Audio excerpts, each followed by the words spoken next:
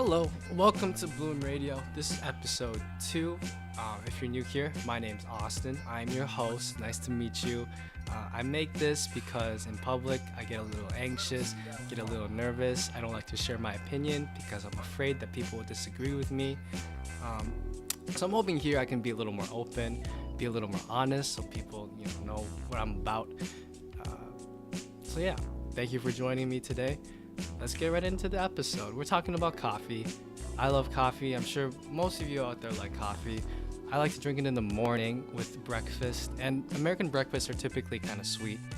You have Pop-Tarts, cereal. My personal favorite, throw on a couple pancakes, 2 eggs sunny side up, a sausage, side of hash browns, put the eggs on top of the pancakes, then you pour the syrup on there, you cut open the yolks and it spreads all over the place, you mop it up with the pancakes, you finish it off with the sausage, guzzle down the coffee. No better way to start the day. I tend to prefer lighter roasts in the summer and darker roasts in the winter. The darker roasts have a thicker body, tend to warm you up a little bit. I used to buy beans from like a local roaster. They were fresh, usually within a week. And I would grind them by myself in the morning and alternate between using like a French press or like a mocha pot. A mocha pot is sort of like a stovetop espresso maker. It uses steam pressure to force water through ground coffee. And I would go through all that effort. It would take about 10 to 15 minutes to make a good cup in the morning. And I realized that instant coffee tastes about the same. So I stopped and just started, buying coffee because it wasn't worth the trouble for me. I'd say about 70 to 80% of people drink any like drip variation, as in they buy ground coffee from like the store and they use one of those like Mr. Coffee drip machines. And 10 to 15% might use a French press or a mocha pot, like I said before. Some might use a pour over, which is a little more time consuming but often yields a more nuanced result. I don't know, it sounds pretentious, but it does make a good cup of coffee. One time I was at the coffee bar and this really he had a ton of tattoos, beanie on, flannel, and skinny jeans, and he was making his own pour over, and he was talking with the barista and was saying like, oh, the tasting notes for this coffee, it's supposed to be light and fruity with notes of banana and papaya. I'm like, yo, coffee doesn't taste like either of those. So I was just sitting there minding my own business.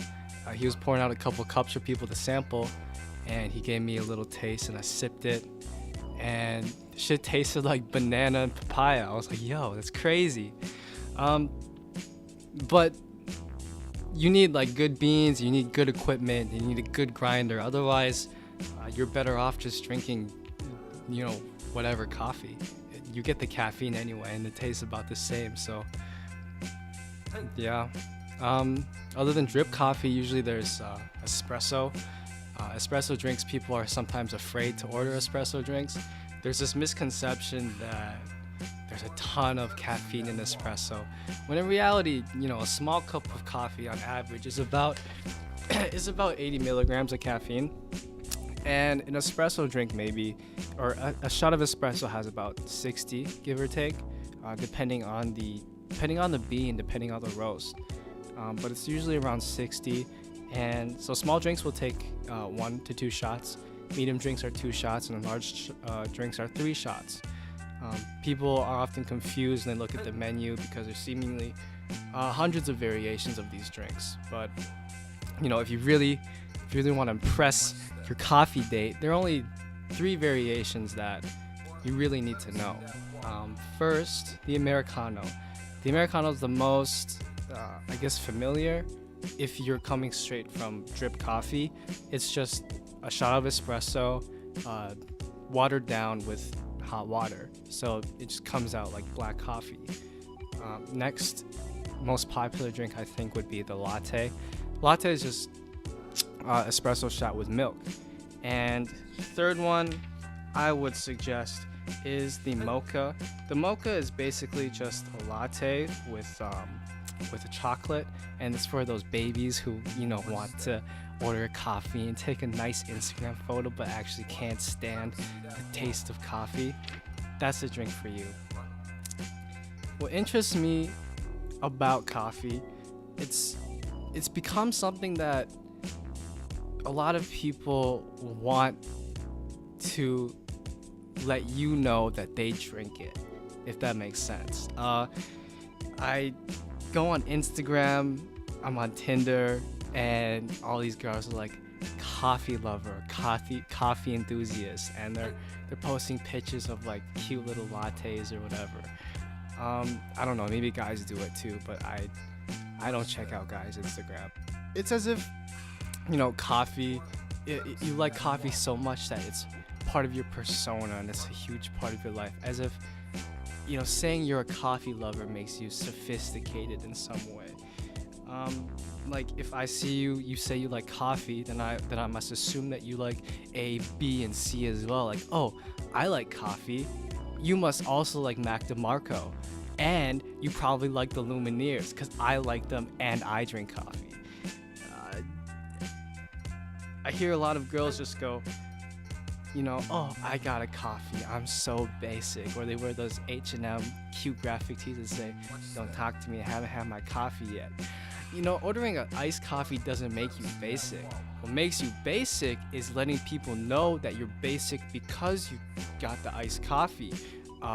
What makes you basic is the fact that you're uncultured and you say you love memes, but you get your memes off Facebook, but those aren't memes, those are just reaction pictures of a picture of a minion with a silly little caption that your grandma tagged you in. That's what makes you basic, not the fact that you drink coffee.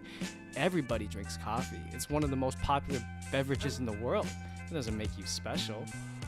I might be a little unfair. There is like a stereotype of people who enjoy coffee, and stereotypes are often born out of truth. A lot of the people who do happen to enjoy coffee might also happen to listen to 89.3 The Current. They might also like The Head and the Heart.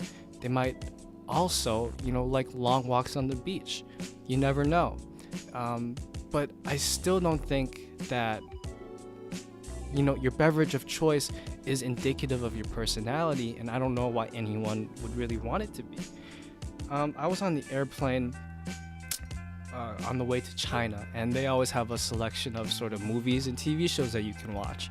And there was one that caught my attention. It was a documentary about the 2014 World Barista Championships, where a bunch of baristas from even different countries will fly out to LA to compete in this barista competition, where judges will judge your routine based on how good of drinks you make, your presentation, your cleanliness, your technique when pressing espresso.